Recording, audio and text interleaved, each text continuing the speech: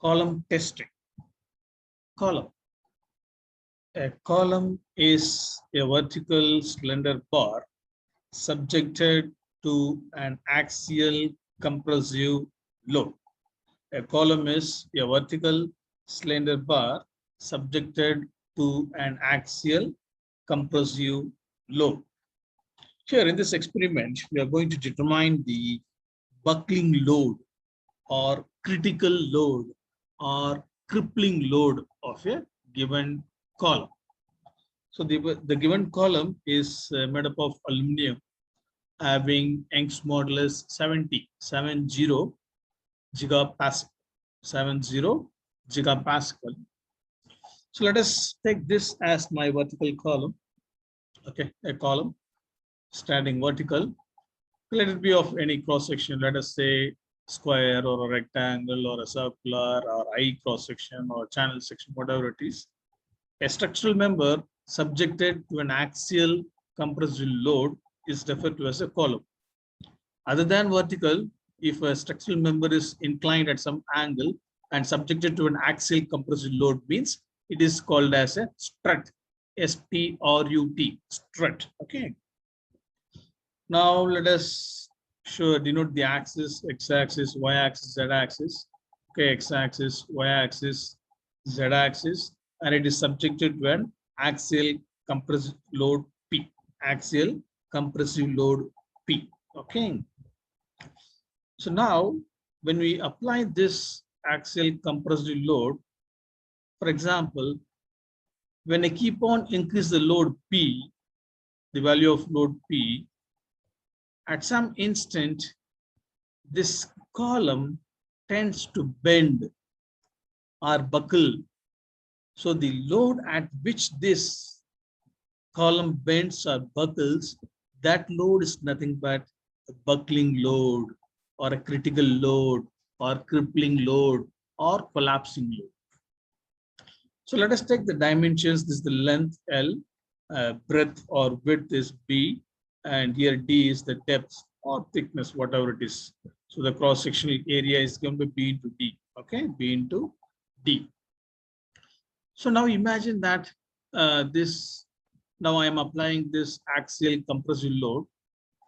If P is greater than D, if breadth is greater than D. So whenever any structural member is subjected to bending, we should think about the area moment of inertia, or we can say fluxural rigidity, EI, the product of Young's modulus and the area moment of inertia, EI. The fluxural rigidity is very, very important, which plays a vital role in the case of a bending. Now, for this given column, E is fixed, for example, it is made up of a uniform material. Okay. Now imagine that if B is greater than D, now IXX is BD cubed by 12. IXX BD cubed by 12. IYY will be DB cubed by 12. IYY is DB cubed by 12. So, as it is in the beginning, we assume that B is greater than D. IXX will be less than IYY. IXX will be less than IYY. So what will happen? So this column has a tendency to bend. The column has a tendency to bend. For example, it can bend like this, or it can bend like this. For example, if this is my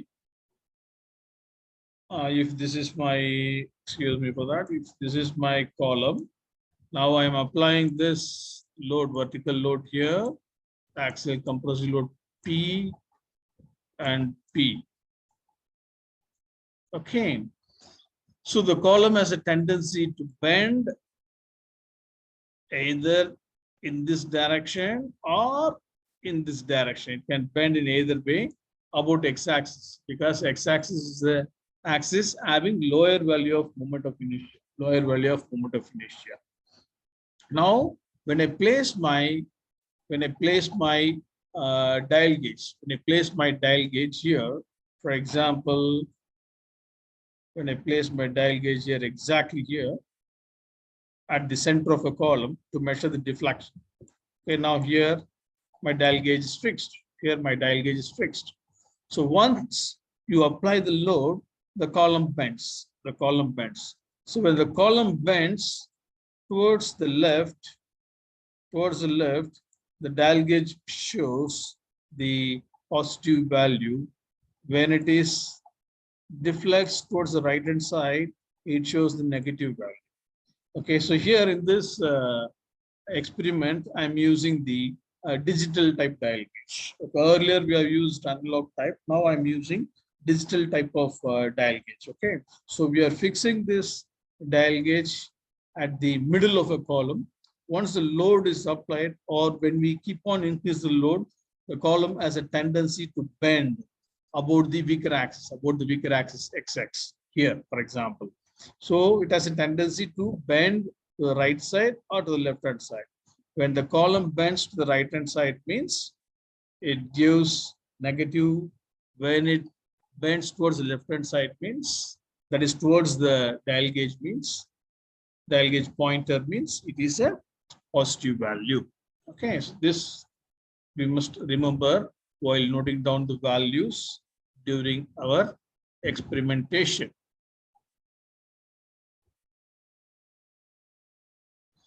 Now here, so to hold the column in a vertical position, we need some supports. So here we call it as the end conditions. So this is the top portion of the column and this is the bottom portion of the column. So here there are 4 different end conditions. Okay, both ends are hinged or pinned. We are going to do the experiment for this type of end conditions only, pinned end condition. That is at the top and bottom, it is pinned end condition.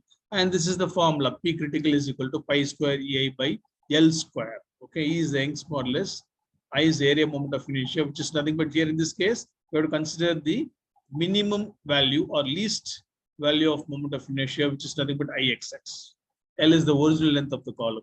P critical is nothing but the critical load or buckling load or crippling load or collapsing load of a column. So we call this as a Euler's formula or Euler's buckling load formula for both ends hinged or pinned. Similarly, we have got if both ends are fixed means the formula is P critical 4 pi square EI by L square. If one end is fixed and other end is free means P critical is equal to pi square EI by 4L square is the formula. If one end is fixed, other end is hinged, the formula, critical load formula is 2 pi square EI by L square. So these things we must remember all these things. But we are going to perform the experiment based on the first formula. When the both ends are pinned or hinged, this is the formula P critical is equal to pi square EI by L square. Pi square EI by L square. Now here, you can see here, I have just zoomed and taken a top and bottom portion. It's hinged support at the top and the bottom. You can see here the hinged support.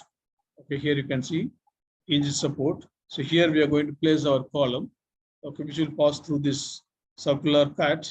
Here we'll be placing the dial gauge. Okay, here we will add the weight. We will add the weight. Here in these 2 panels, we will be adding the weight. We'll be placing the column here. Okay. So once you place the column is subjected to some initial load. We call it as a preloaded column. So what is that initial load or preload means? Weight of this frame is nothing but 3 kg. Okay, so already 3 kg load has been acting on our column. This we should remember while entering the values in our tabular column. Okay, so you can see the ends. Okay, hinged ends at the top and bottom. Okay, so now you can see here the dial gauge is fixed, digital type. Here we are going to add the weight. So on each side we are going to add the weights simultaneously.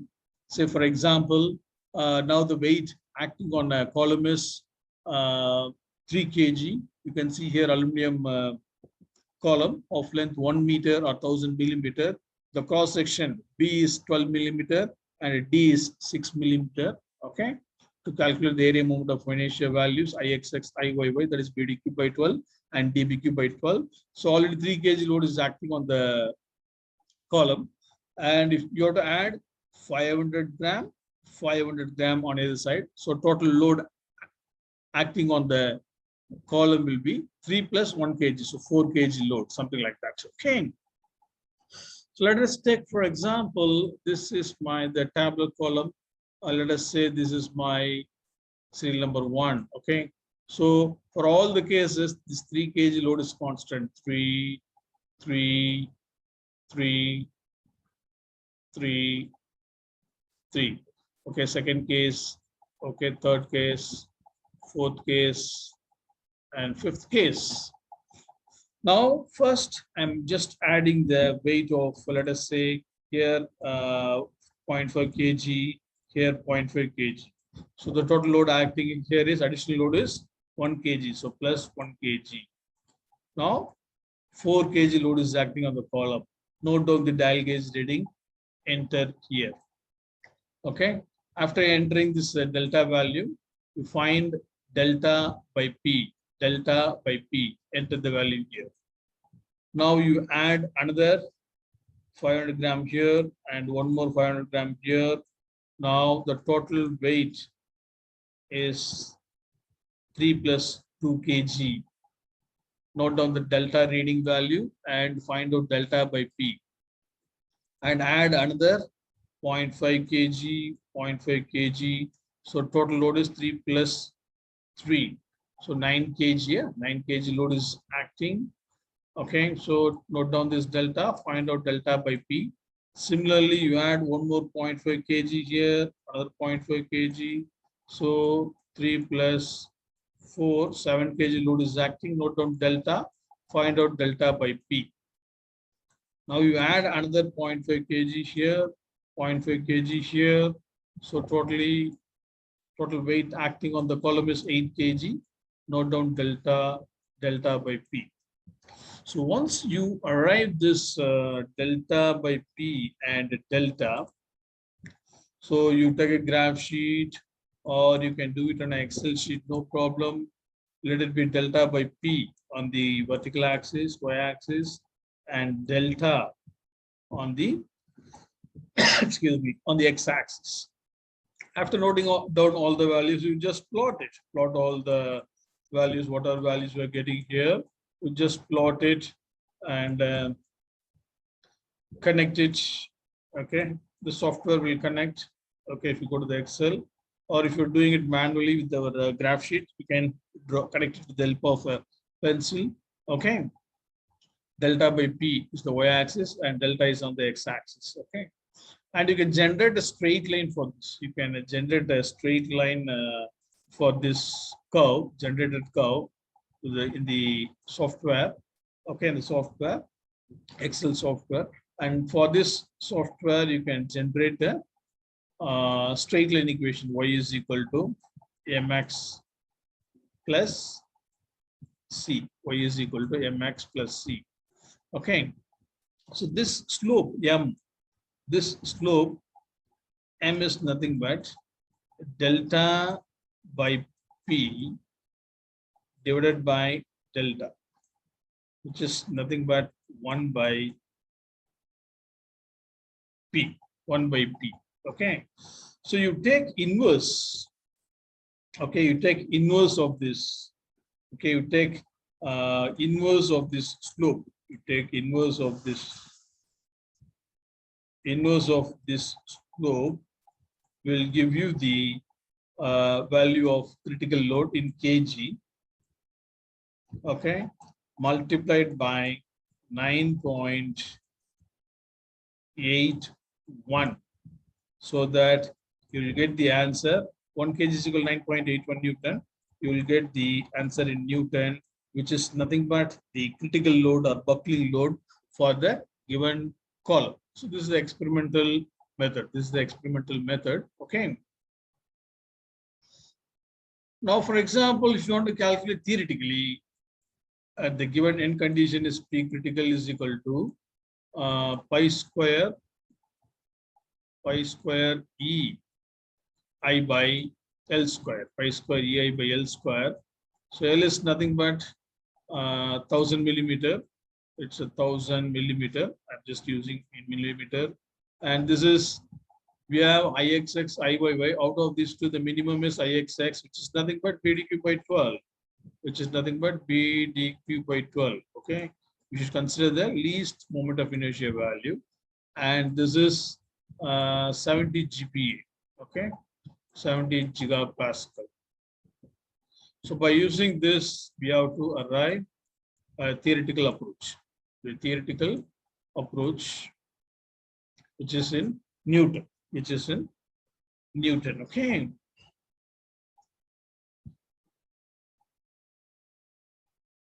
So this is the formula, both ends are hinged, okay?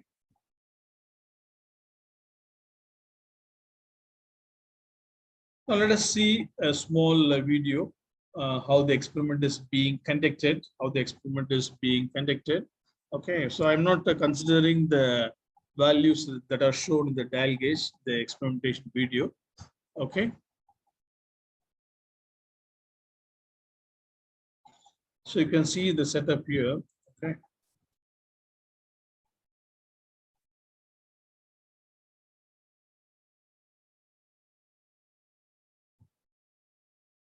So we have the digital dial gauge here, aluminum column. So we have got two weight panels on either side. So ensure that dial gauge is at 0 reading before loading it.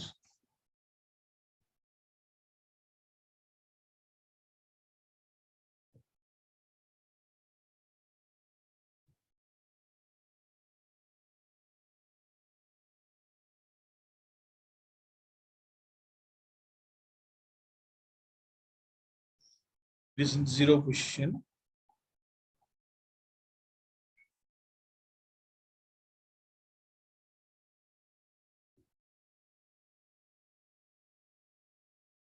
So now we are adding weight on either side, 0.5 kg, 0.5 kg.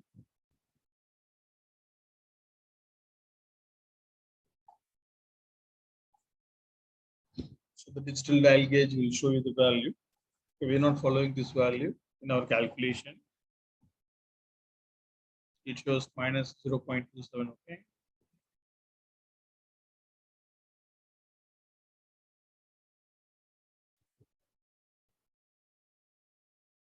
Adding second weight on both the sides. So on each side now we have 1 kg, 1 kg, okay? 2 kg plus 3 kg weight of the frame.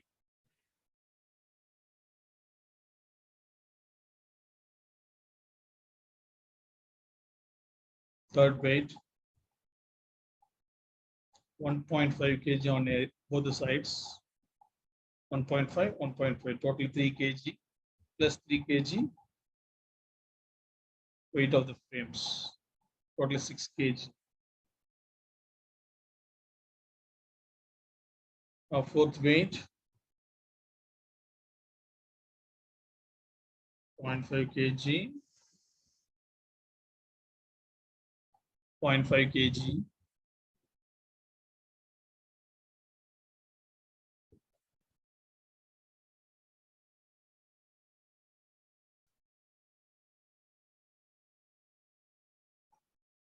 Okay. Fifth weight, 0.5 kg.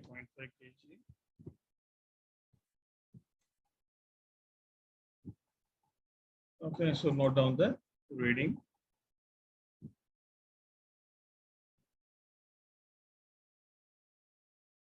So this is the manual. Okay, apparatus required. Okay, so you can see the formula here. So pi square EI by LE square. What is this LE? LE is nothing but the equivalent length. Okay, equivalent length of the column. Okay, LE. You can write down the relation here. For example, LE.